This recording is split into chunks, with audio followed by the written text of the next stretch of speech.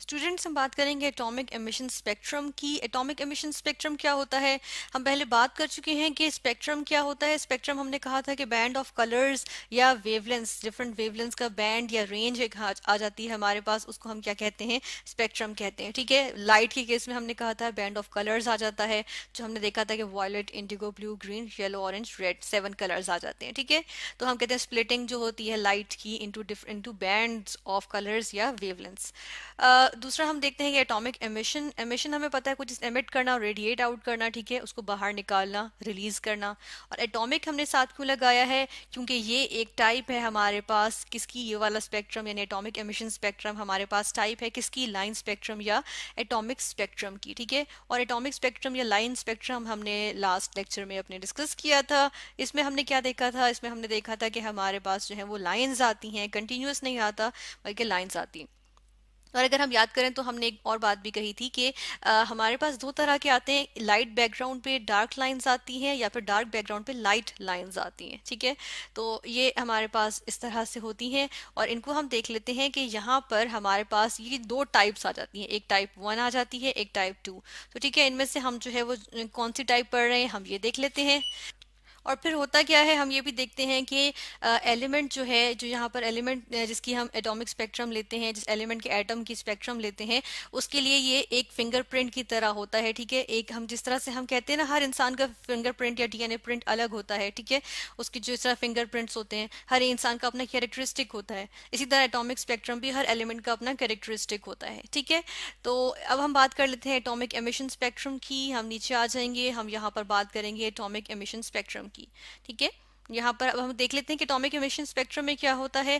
First करें, मेरे पास एक ऑब्जेक्ट है, मेरे पास कोई भी ऑब्जेक्ट था। ठीक है, कोई एक सॉलिड फॉर्म में मौजूद था, मैंने उसको वोलेटिलाइज कर लिया यानी कि वेपर फॉर्म्स में लिया या फिर उसको गैशियस फॉर्म में ले आई हूँ। ठीक है, ये मेरे पास वो गैशियस फॉर्म में आ गया है। फिर इसको मैंने क्या किया, इसको मैंने जो है वो हीट अप किया। ठीक है, अब ये क्या है, ये एक हॉट ऑब्जेक्ट बन गया मेरे पास। ठीक है, ये एक सॉलिड है जिसको मैंने क्या किया, इसको गैशियस फॉर्म में लेकर आई और इसको जो है अब ये मेरे पास उसको हीट अप किया तो ये एक हॉट ऑब्जेक्ट आ गया।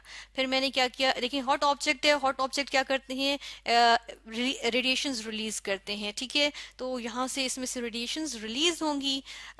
ठीक है, ये अब जो ये मेरे पास ये लाइन आ रही है ना, इसका मतलब है कि इसके अंदर से क्या हो रही है, रेडिएशंस रिलीज हो रही है। ठीक है, जब रेडिएशंस रिलीज होंगी उसके बाद मेरे पास जो है वो यहाँ से क्योंकि ये रेडिएशंस एमिट हो रही है ना, इसलिए मेरे पास कलर्ड लाइंस आ जाती हैं। ठीक है, इस तरह से ये कलर्ड लाइंस या स्पेक्ट्रम आ जाता है।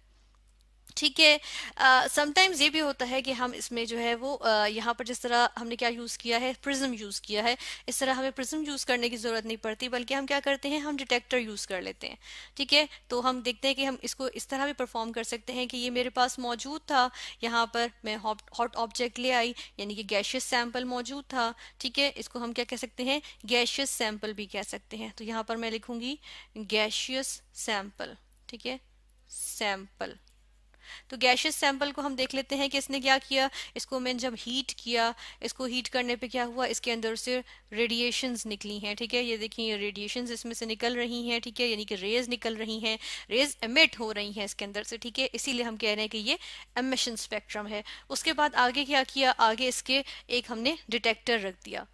ये आगे एक डिटेक्टर आ गया। डिटेक्टर क्या होगा, जो चीज़ डिटेक्ट करता है यानी कि उसको जो है वो उसकी शनाख्त करेगा। ठीक है, तो ये आगे डिटेक्टर में जो है ये रेडिएशंस आएंगी। रेडिएशंस जब इस डिटेक्टर में आएंगी तो उसके बाद क्या होगा कि हमारे पास ये डिटेक्टर जो है वो डिटेक्ट करके हमें क्या दे देगा। चलें यहाँ पे एक वाइट लाइन से शो करते हैं कि इसके बाद हमारे पास रिजल्ट में स्पेक्ट्रम आ जाएगा। ठीक है, इसको हम थोड़ा सा ठीक करके बताते हैं कि रिजल्ट में हमारे पास क्या बनेगा, हमारे पास यही वाला जो स्पेक्ट्रम है ना ये आ जाएगा। ठीक है, तो इसको हम यहाँ पर लिखते हैं, ये बना देते हैं कि ये हमारे पास स्पेक्ट्रम आ गया। अब ये स्पेक्ट्रम देखें किस तरह से है कि ये white background, sorry dark background है, उस पर मेरे पास डिफरेंट कलर्ड लाइंस आई हैं। ये जो कलर्ड लाइंस आई हैं ये किस वजह से आई हैं, उन रेज की वजह से आई हैं जो कि एमिट हुई हैं। ठीक है ना, तो ये इस वजह से हमारे पास एटॉमिक एमिशन स्पेक्ट्रम है। अब ये कौन किस तरह से है, इसकी एग्जाम्पल अगर हम देखें तो हम पहले यहाँ पर हम स्टडी की थी एग्जाम्पल इसकी। जैसे ਅਸੀਂ यहाँ पे देख लेते हैं, चले हाइड्रोजन की देख लेते हैं।